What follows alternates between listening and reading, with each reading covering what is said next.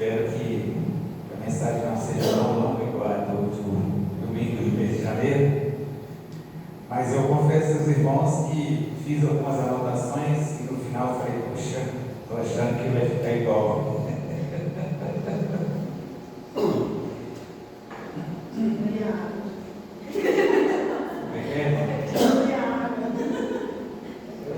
Mas agora não tem jeito mais.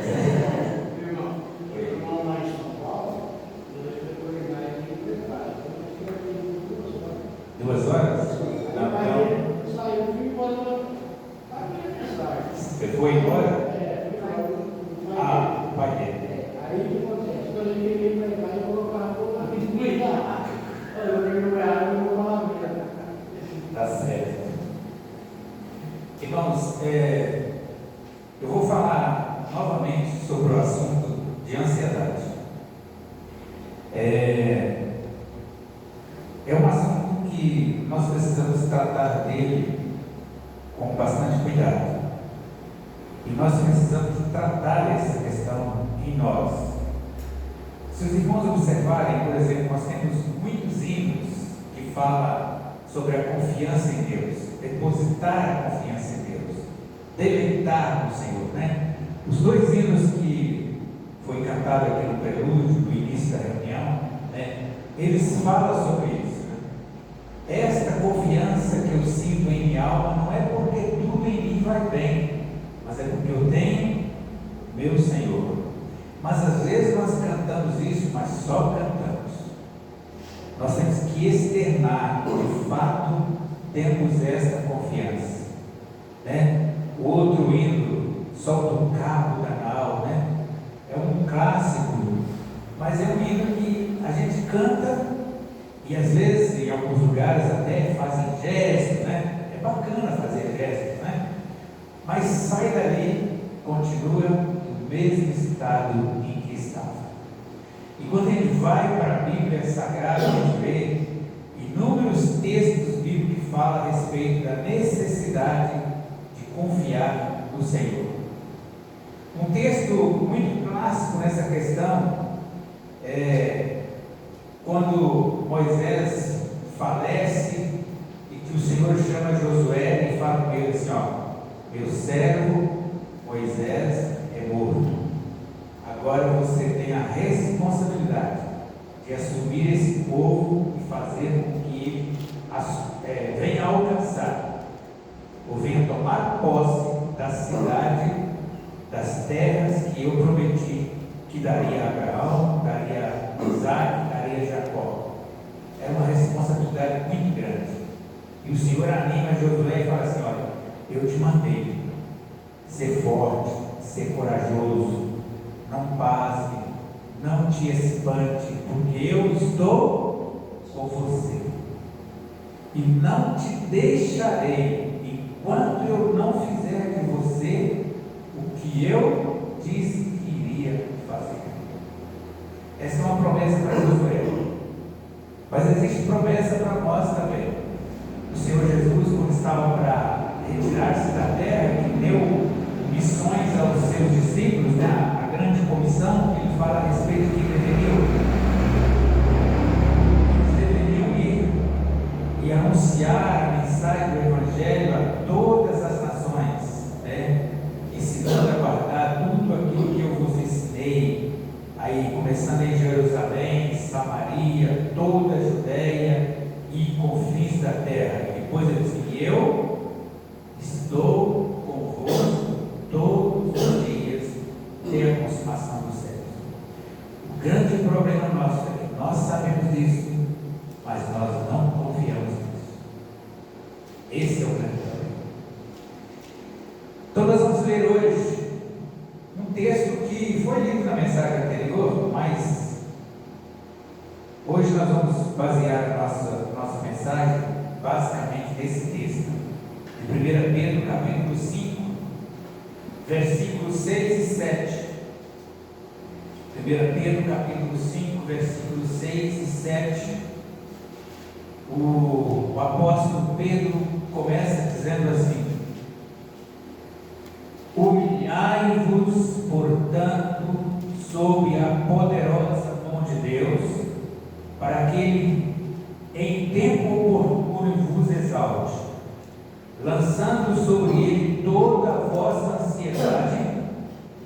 porque Ele tem cuidado de vós.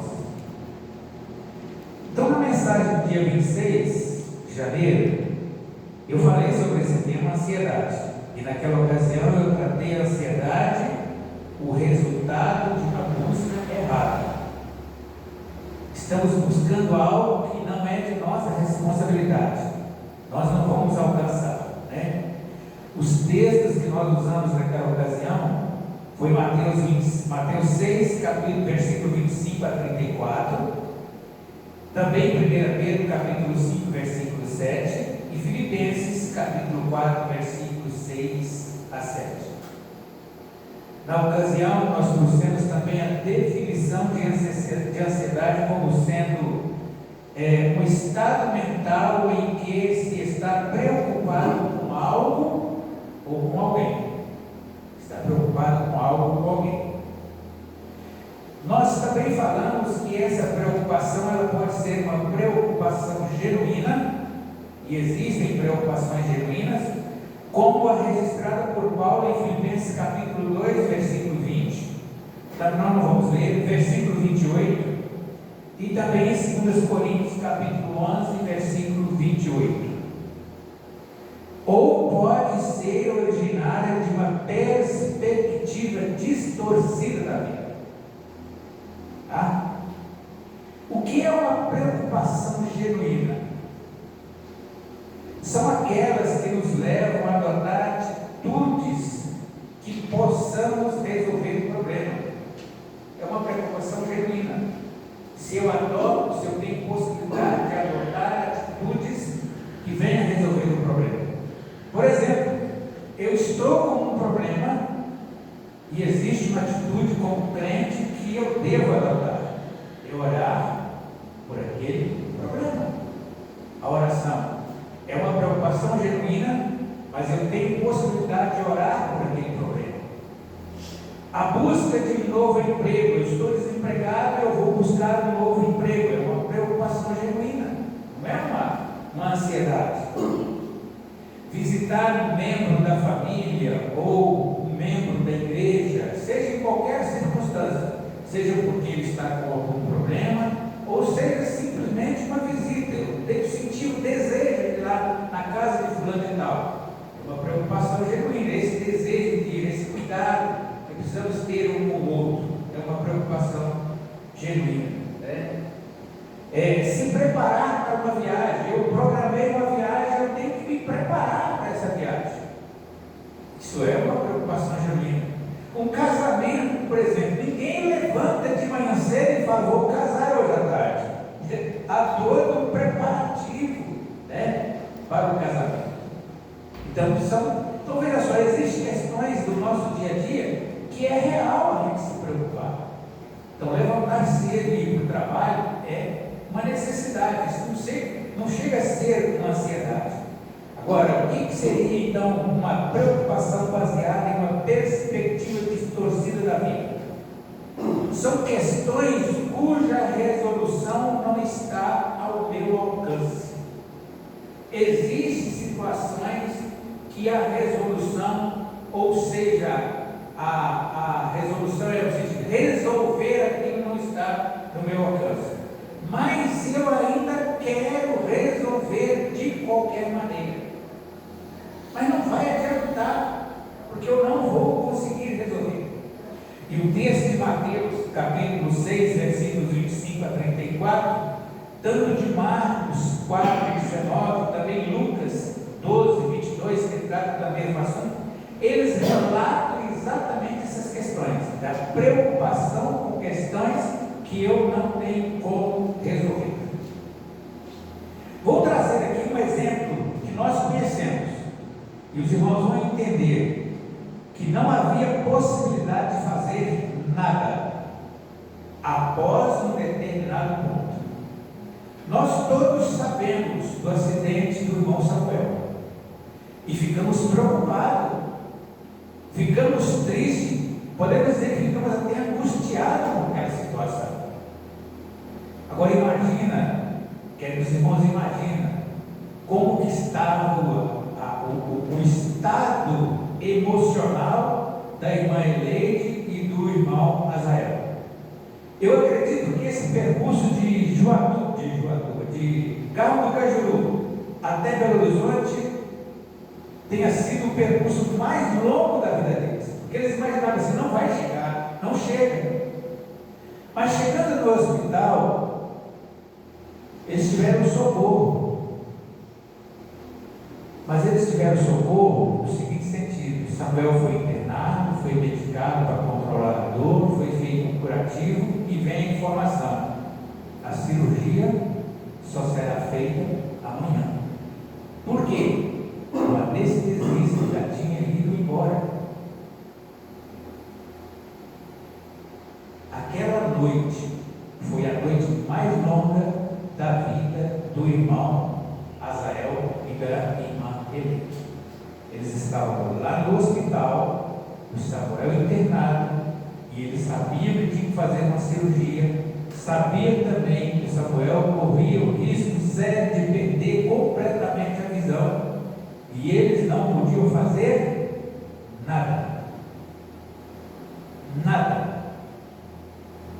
Mas se eles não tivessem o temor de Deus, eles entrariam em desespero, e talvez até arrumariam uma situação inusitada do hospital, de querer talvez até retirar o Samuel daquele hospital para tentar levar para outro.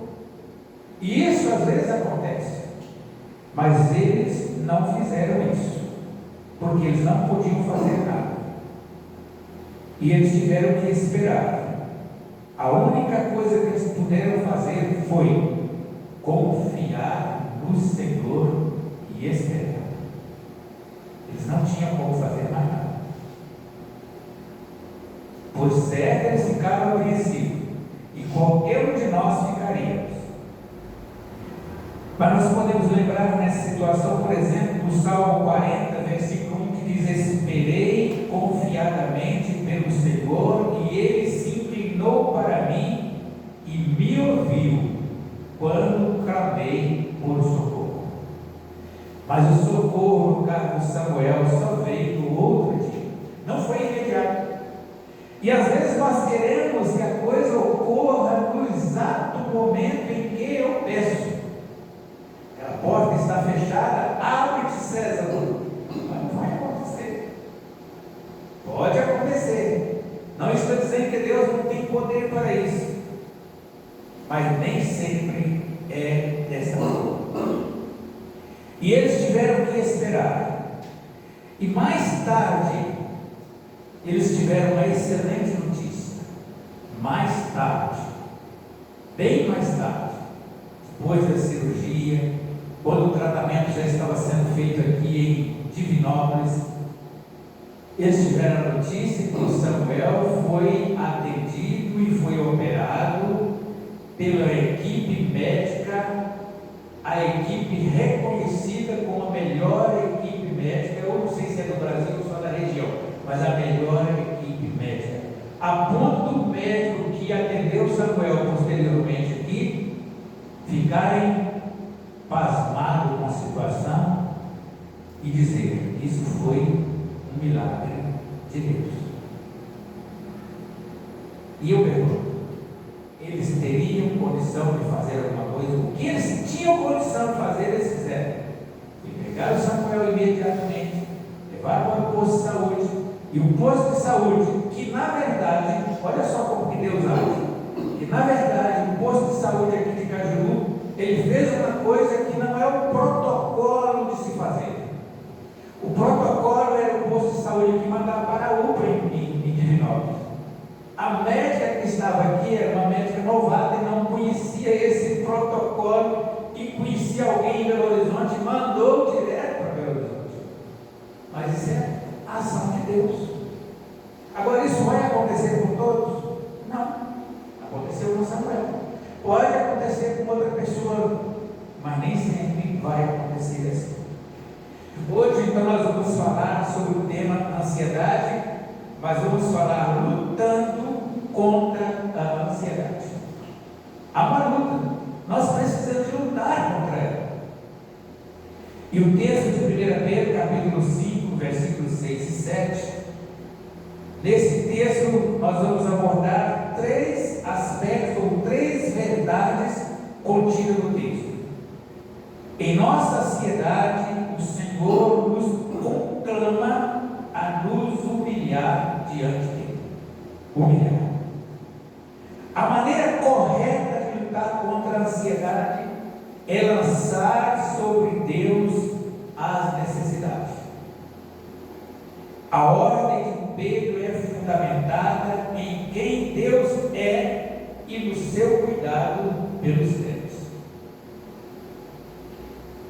Quando nós conversamos em roda de amigos, e nós podemos começar uma conversa, 4, 5, 6, 10 pessoas, e se começarmos a falar sobre preocupações, cada um de nós vai ter motivos de sobra para dizer as razões das nossas preocupações.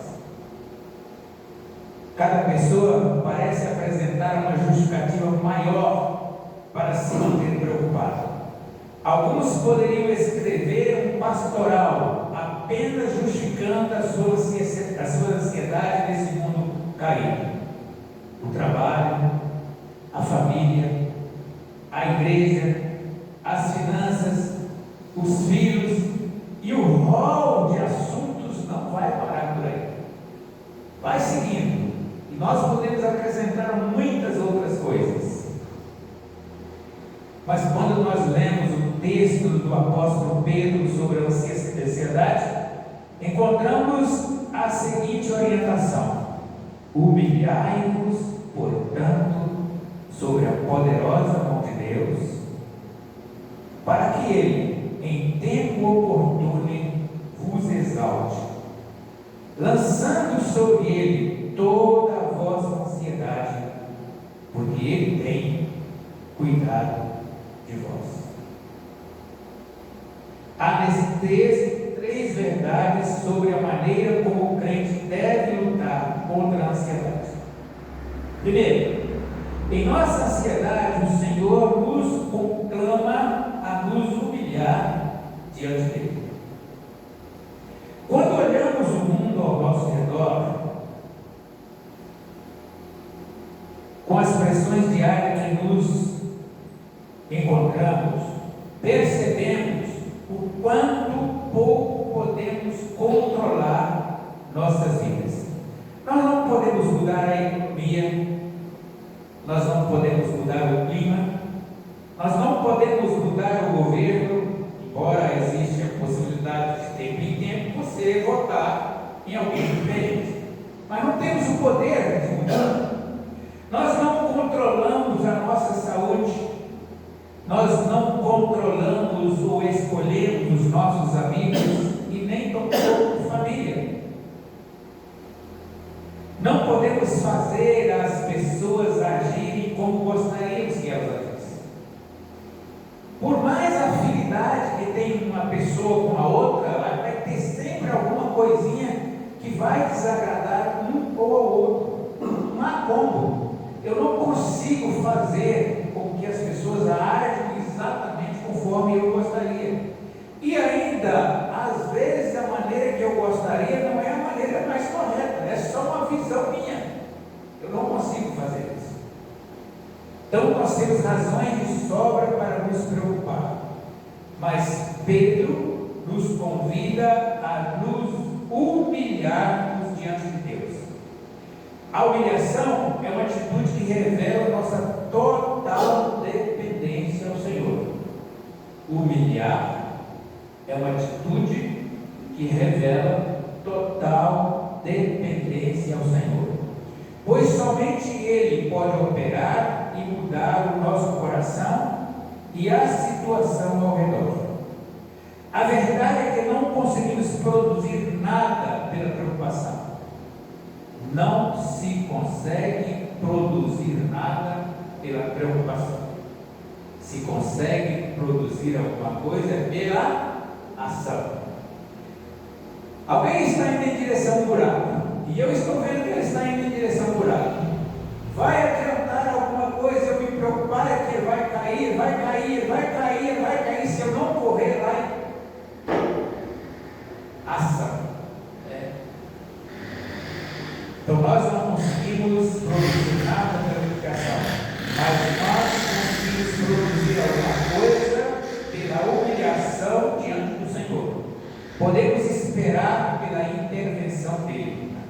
nós não temos condição de fazer, temos que esperar o Senhor.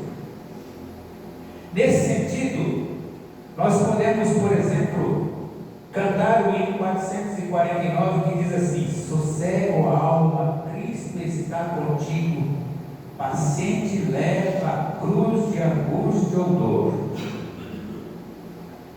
Nós vamos cantar muito, posso entender, tá? Mas veja só esse hino, ele tem outras estrofes. 449. 449. Sossego a alma, Cristo está contigo, paciente leva a cruz de angústia ou dor, confia tudo ao teu celeste amigo, teu imutável, teu fiel Senhor. Sossego a alma, o amigo sem igual, te levará seguro até o final. Certa vez, irmãos, eu passei por uma situação muito complexa.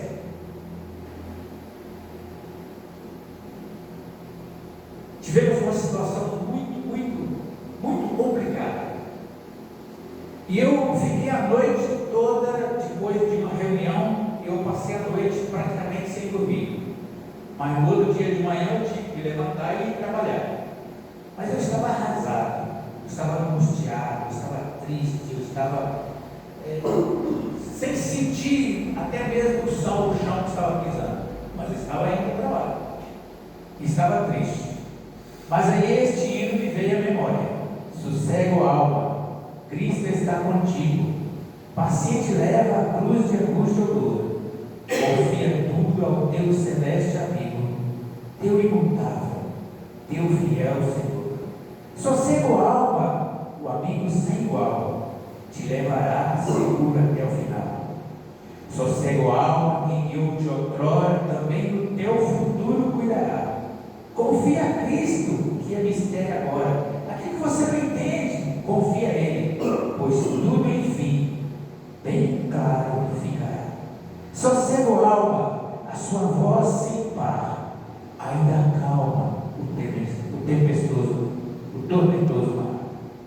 Sossego a alma, vem chegando o dia em que há de vir buscar-te o teu Senhor.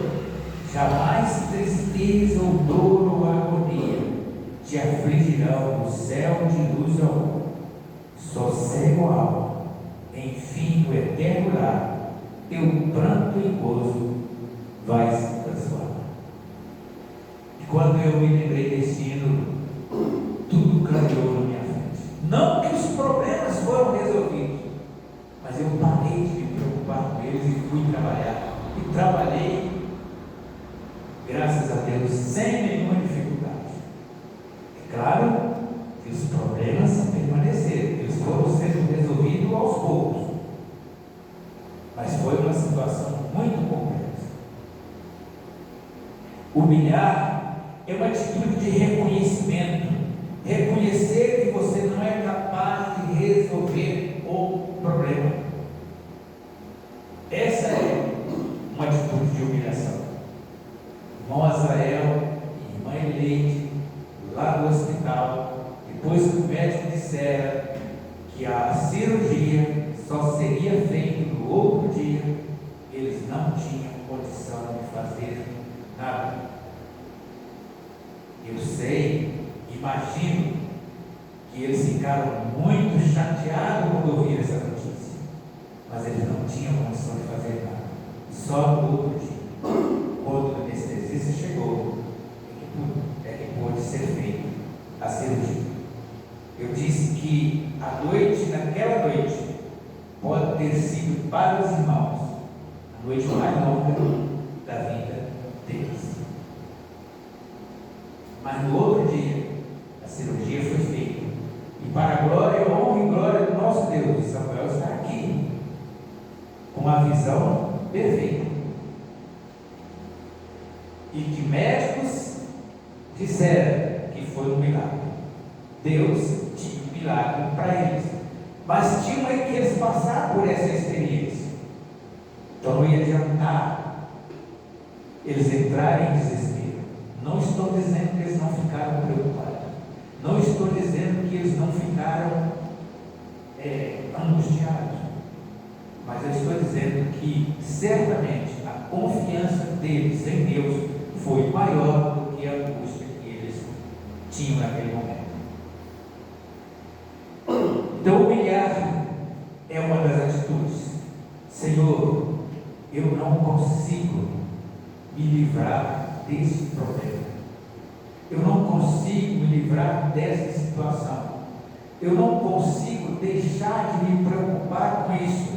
Mas eu sei que o Senhor pode tirar isso da minha mente. Hoje de manhã, na escola bíblica, eu falei um pouquinho sobre isso, quando eu citei falei sobre aquela situação de Jeremias. Existem situações que é como uma goteira, ou uma torneira que não fecha direito e ela fica. E aí, às vezes, você vai dormir à noite e está ouvindo a torneira. A preocupação fica na nossa mente desse jeito. E não te deixa dormir, não te deixa pensar, não te deixa raciocinar, não te deixa orar. Mas ainda assim, precisamos de nos livrar dela. A maneira correta de lutar contra a ansiedade é lançá-la sobre Deus. Lançar sobre Deus. A ansiedade é uma inquietação, é preocupação com algo ou alguém. É importante lembrar que nem toda ansiedade é pecaminosa, pois há uma chamada ansiedade boa, ou ansiedade genuína, que ocorre quando as preocupações adequadamente pelo processo espiritual em outras pessoas. Por exemplo, 2 Coríntios capítulo 11, Paulo tinha capítulo 11, versículo 28, ele tinha uma preocupação, e ele disse que ele se preocupava com as igrejas. Em outros lugares ele disse que até orava, que se punha, orava intensamente pelas igrejas. Filipenses capítulo 2, versículo 20, ele fala ali que havia uma necessidade de enviar, ele se alegrava em enviar Timóteo aos Filipenses, porque Timóteo era uma pessoa que não conhecia outra pessoa que se preocupava com os cristãos lá de Filipe, como Timóteo se preocupava. Mas era uma preocupação boa, no sentido de estar lá, presente, ajudando os irmãos. Mas a ansiedade mencionada por Pedro é algo que é como um fardo, abate e oprime o cristão. Um fardo, um peso. Fardo é a mesma coisa que um peso. Já ouviu a expressão de alguém falar assim: puxa, Deus, tem um peso nas costas? É porque ele estava carregando algo que não era dele. Então ele tirou aquele peso das costas. A ansiedade no coração do homem o abate. Provérbios falou sobre isso. Provérbios capítulo 12, versículo 25a, diz que a ansiedade no coração do homem o abate. Por esta razão o apóstolo encoraja seus leitores crentes que se humilhem sobre a poderosa mão de Deus, pois somente o Senhor tem poder para lidar com aqueles assuntos que nos esmagam e roubam nossa alegria. É porque o Senhor é poderoso, pode lançar sobre ele toda a ansiedade. O que significa, o que fica implícito nesse verso é que grande parte de nossa ansiedade é causada por nossa inclinação à autodependência. Autodependência, eu depender de mim mesmo. Ou a autoconfiança, eu confiar em mim mesmo. E aí eu não acredito que Deus é capaz de solucionar o problema. Ou eu não acredito que um irmão ou uma irmã tenha condição de me abrir os olhos no sentido de que existe um outro caminho. Às vezes, irmãos, nós estamos num problema tão grande que é como se estivesse dentro de um redemoinho, você não consegue ver uma porta, uma saída. Mas de quem está de fora, enxerga fazer então? Ao invés de nós ficarmos com os nossos problemas só para nós, né? Devem comunicar isso com outros irmãos. É claro e evidente que numa comunidade evangélica, ou mesmo qualquer tipo de comunidade, você tem que escolher pessoas com as quais vai falar sobre determinados problemas. Porque pode ser que você vai falar com alguém sobre um problema e ao invés de receber uma ajuda, vai te atrapalhar. Por quê? Ele não vai te ajudar e além de não te ajudar, ele vai sair espalhando aqui para os outros. Isso é outro problema. Então precisamos de ter na igreja, por exemplo, na comunidade, pessoas de confiança com as quais a gente pode conversar e dizer: irmão, ou irmã, ore comigo, porque eu estou com este e este problema. E ter a certeza de que aquela pessoa não vai sair espalhando aquilo. Então, autoconfiança ou autodependência, ou seja, a preocupação pode ser uma forma de orgulho. Não falo isso para ninguém, o problema é meu e pronto, acabou. Eu tenho que resolver, é eu que vou resolver isso. Então, quando tentamos resolver os problemas da vida por nossas próprias forças, mas aí nós temos um outro hino no nosso cenário que diz assim: deixa os cuidados ao pé da cruz, perto Jesus está. E o hino diz assim: só tristeza, dor e pesar deste coração há. Deixa os cuidados ao pé da cruz, perto Jesus está. Lança o teu pesar em Jesus e Ele te guardará. Deixa os cuidados ao pé da cruz, perto Jesus está. Toda dor o Salvador vê, paz ao coração dá.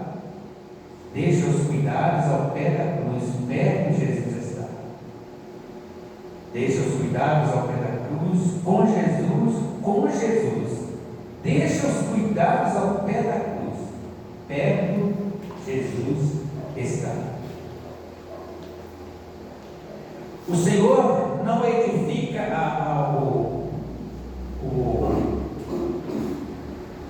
Mateus capítulo 28, versículo 20, o Senhor Jesus diz: estou convosco todos os dias. Ele está conosco.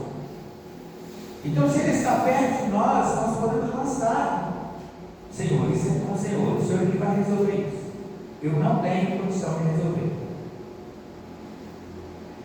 O Salmo 127, versículo 1 diz que se o Senhor não edificar a casa, em vão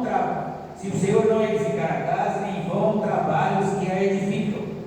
Se o Senhor não guardar a cidade, em vão vigia a sentinela.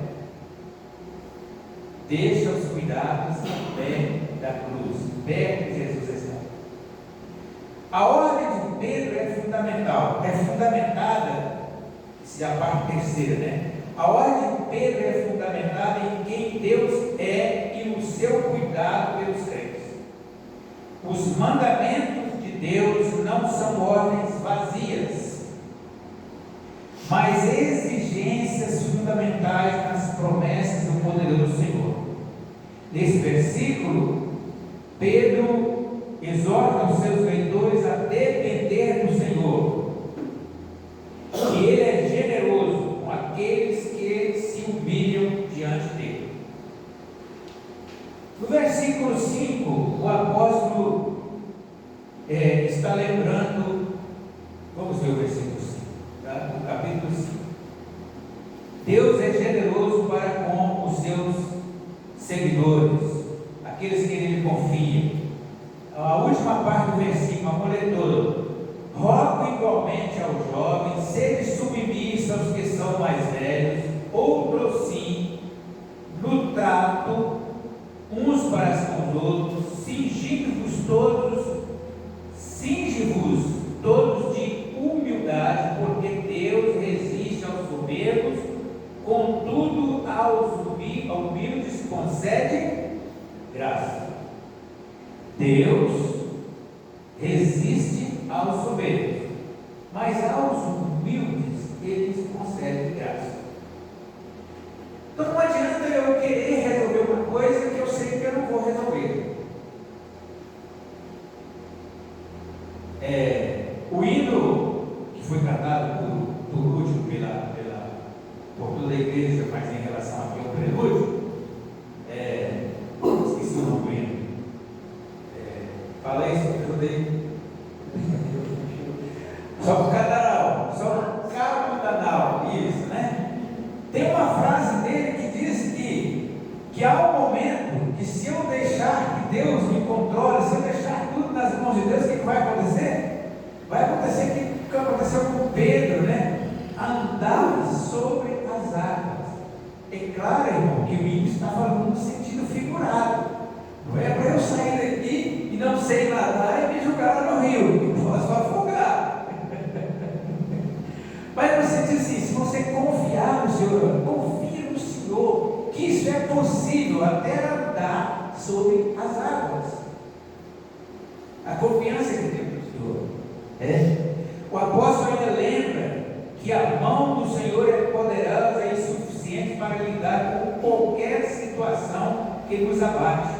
Versículo 6, ele diz: humilhai-vos, portanto, sobre a poderosa mão de Deus, para que Ele, em seu tempo, em tempo oportuno, vos exalte. Além disso, promete exaltar, nós já lemos, né?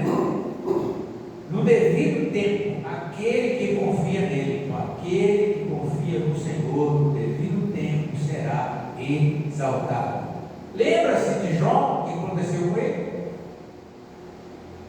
Os irmãos já sabem, não preciso falar. Além do mais, Pedro lembra que o crente não está sozinho e nem desamparado nesse mundo caído. O versículo 9 diz: resisti, pois firme na fé, certo que os sofrimentos iguais aos vossos estão se cumprindo em vossa irmandade espalhada pelo mundo. Alguém vai dizer assim: mas caramba, senhor, o que isso vai me confortar saber que alguém está sofrendo igual a mim? É que existem situações que nós vamos ter que passar por elas. E às vezes nós nos vitimamos no sentido de achar assim: isso acontece só comigo. Não acontece só com você. Ao redor de você existem muitas outras pessoas com as mesmas circunstâncias. Mas isso não significa que Deus não está cuidando. Enfim, o mandamento de Deus é acompanhado com as suas generosas motivações. O hino de número 334, ele diz assim: aflito e triste coração, Deus cuidará de ti, por ti opera a sua mão, que cuidará de ti. E nós cantamos assim, bem? Na dor cruel, na provação, Deus cuidará de ti, dará socorro e salvação, pois cuidará de ti. A tua fé Deus quer provar, mas cuidará de ti. O teu amor quer aumentar e cuidará de ti. O que é mistério te pode dar, quem cuidará de ti? Dos braços seus te sustentar, pois cuidará de ti. Deus cuidará de ti, zelar-te-á, guardar-te-á, sim, cuidará de ti. Deus cuidará de ti. Então nós temos um arcabouço de informações, tanto de versículos bíblicos, de textos, de hinos, que nos orienta a confiar em Deus, e ainda assim nós nos mantemos com a nossa ansiedade. E aí minha pergunta: como você tem lutado contra a ansiedade em sua vida? Como você deveria lutar? Que tal considerar as palavras do apóstolo Pedro nesse sentido e procurar consolá-las ou colocá-las em prática na sua vida? Quais são as palavras? Humilhai-vos, sobre a poderosa mão de Deus, para que Ele, em tempo oportuno, vos exalte. Lance sobre Ele toda a vossa ansiedade, porque Ele tem cuidado de vós. Então nós vamos concluir dizendo que são inúmeros textos bíblicos que nos exortam a confiar no Senhor e que também nos traz exemplos de pessoas que confiaram no Senhor e tiveram livramento. São inúmeros. Nós no livro de Daniel nós temos vários textos, né? Mas tem outros. Existem muitas poesias que nos exortam a confiar no Senhor. Os irmãos que gostam de poesia, podem buscar várias poesias que tratam dessa questão. Existem muitos artigos e tratados que nos exortam a confiar no Senhor. Existem inúmeros hinos que exortam a confiar no Senhor. Portanto, irmãos, ao invés de ficarmos ansiosos, preocupados, angustiados, desesperados, decepcionados, devemos ter a atitude do profeta que diz: quero trazer à memória o que me pode dar esperança. Lamentações, capítulo 3, versículo 20. Depois, irmãos, por favor, leia lá Lamentações, capítulo 3, leia toda a lamentação e veja quais os sofrimentos que o profeta estava tratando. Não era? Ele estava lamentando pelo Israel que estava sofrendo, que iria passar por um sofrimento, e ele descreve ali todo o sofrimento. Então veja que ele estava com uma mente angustiada, ele estava com uma mente triste, ele estava ansioso por aquilo, e aí o Espírito Santo vem e fala para ele: olha, não fique preocupado com isso, procure trazer na sua memória aquilo que pode te dar esperança. Então ele refere, então ele diz: quero trazer à memória o que me pode dar esperança. Então, quando eu estiver com algum problema, procure versículos bíblicos que dão esperança, procure hinos que tragam a esperança, procure um texto, um artigo que fala sobre esperança, procure alguma coisa, ou então procure um irmão, mas não fique com as suas preocupações sozinho. Veja o que diz o hino 447. 447 diz: seguro estou, não tenho temor do mal, sim guardado pela fé em meu Jesus, não posso duvidar desse amor leal, ele em seu caminho sempre me conduz.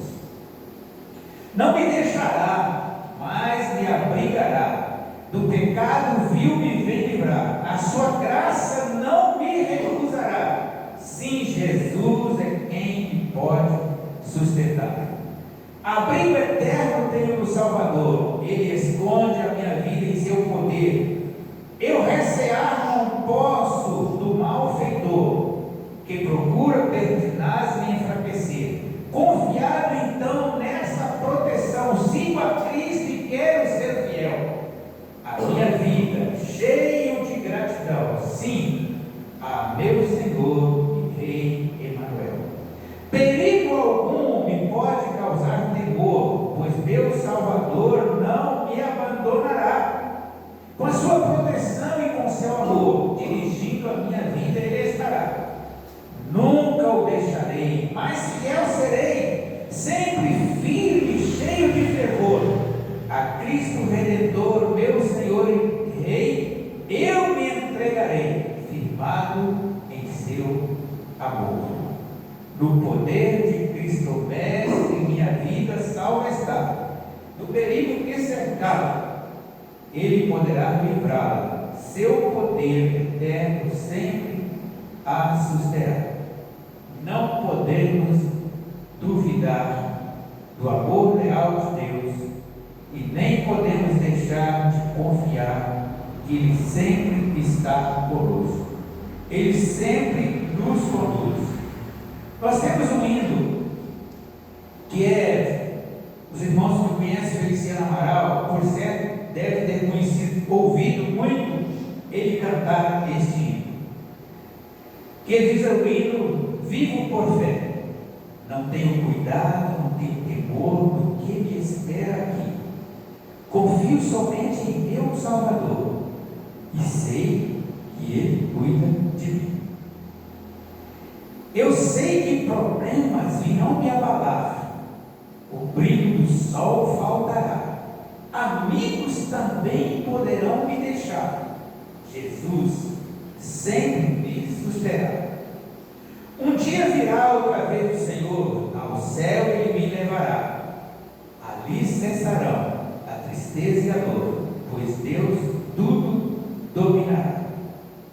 E o refrão diz: vivo por fé em meu Salvador, não temerei, me guarda o Senhor, nas aflições ao meu lado estará, vivo por fé, Ele me susterá. Os irmãos conhecem assim?